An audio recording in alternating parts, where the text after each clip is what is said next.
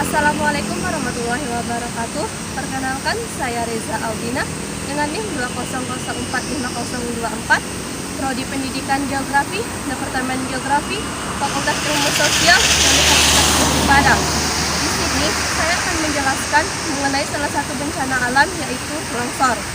Yang mana video ini untuk memenuhi salah satu tugas mata kuliah, yaitu Geografi Kebencanaan.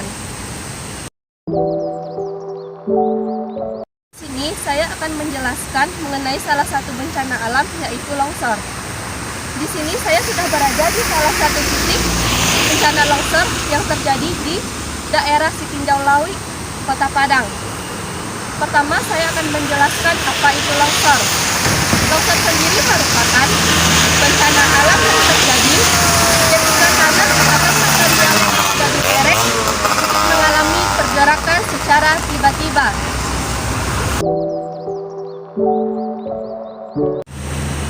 Berikutnya saya akan menjelaskan mengenai dampak yang diakibatkan oleh longsor sendiri. Yang pertama yaitu korban jiwa dan daerah. Longsor seringkali mengakibatkan korban jiwa dan daerah yang hidup. Kadang longsor dapat dan mengeluarkan barang-barang yang tinggal di daerah tersebut. Selanjutnya kerusakan longsor dapat merusak bangunan, jalan, jembatan, saluran, dan infrastruktur lainnya. Selanjutnya kerugian ekonomi. Dampak ekonomi dari bencana longsor dapat sangat besar. Kerusakan infrastruktur termasuk jalan, jembatan, dan saluran irigasi, mengganggu aktivitas ekonomi seperti transportasi barang dan perdagangan. Selanjutnya krisis dan kehilangan tempat tinggal. Longsor dapat memaksa penduduk setempat untuk mengungsi dari daerah yang terdampak. Selanjutnya kerusakan lingkungan. Longsor mengakibatkan kerusakan pada lingkungan alami. Longsor dapat menyebabkan deforestasi, erosi tanah, dan penurunan kualitas air. Selanjutnya dampak jangka panjang. Dampak jangka panjang dari longsor termasuk risiko tinggi terhadap longsor berulang di daerah yang sama, terutama jika faktor penyebab longsor seperti curah hujan yang berlebihan atau penurunan vegetasi tidak diatasi.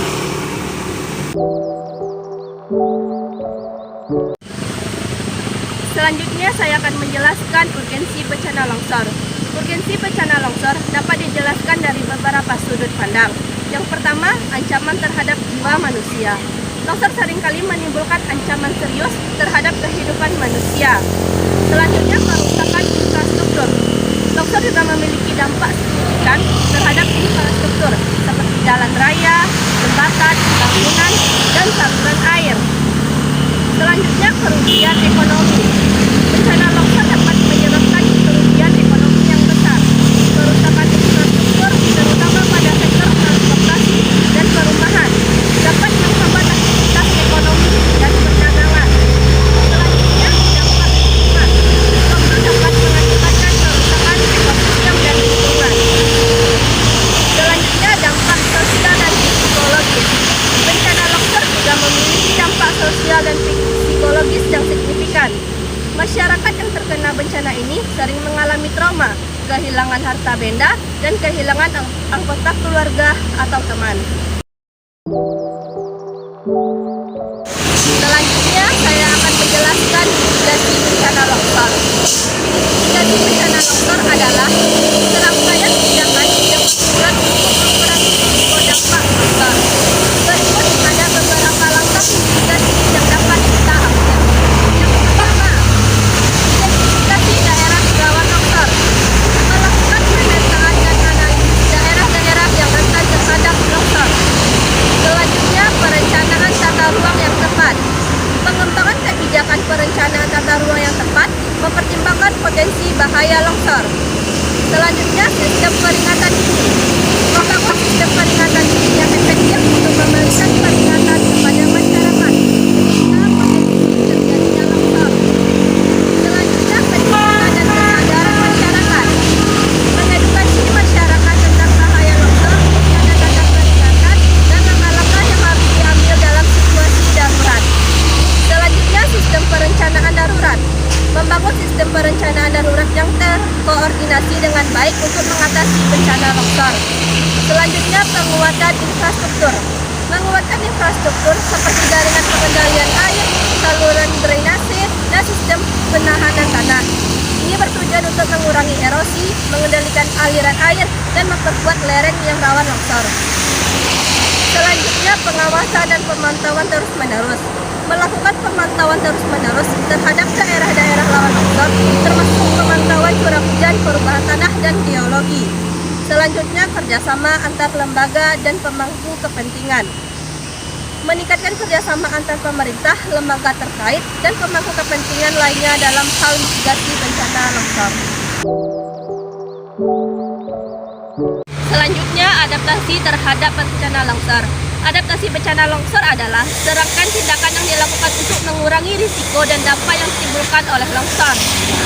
Bencana longsor terjadi ketika tanah atau batuan longsor jatuh atau bergerak secara tiba-tiba di lereng curam dan seringkali disebabkan oleh faktor alami seperti hujan lebat, gempa bumi, erosi, atau deforestasi.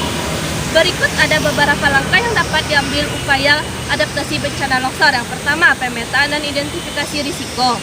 Langkah pertama adaptasi bencana longsor adalah melakukan pemetaan daerah rawan longsor dan identifikasi potensi risiko.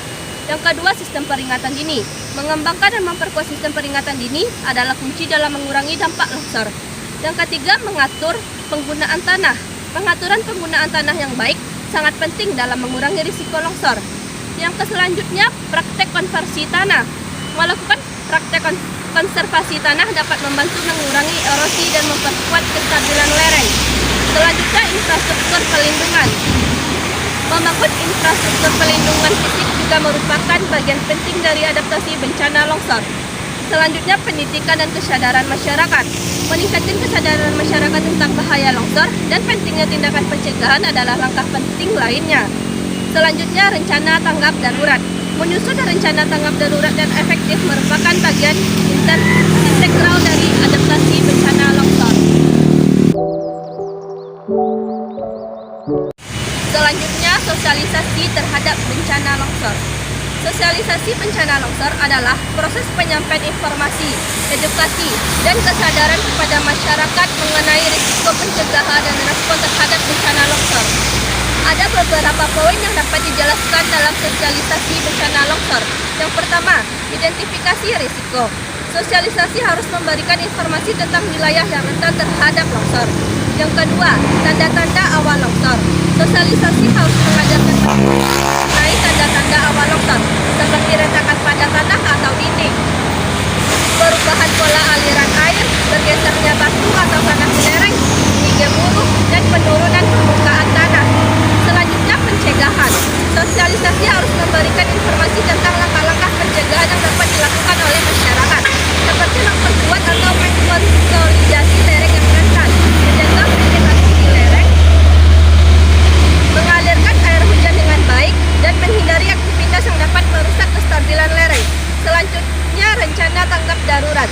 Sosialisasi harus mengedukasi masyarakat tentang pentingnya memiliki rencana tanggap darurat untuk menghadapi bencana longsor. Selanjutnya, penyebar luasan informasi. Sosialisasi dapat melibatkan kampanye penyuluhan di media massa seperti televisi, radio, dan media sosial. Baiklah, sekianlah penyampaian terkait bencana longsor dari saya, yang mana saya saat ini berada di salah satu titik bencana longsor di daerah Gunung Jaulawi, Kota Padang. Sekian dari saya. Assalamualaikum warahmatullahi wabarakatuh.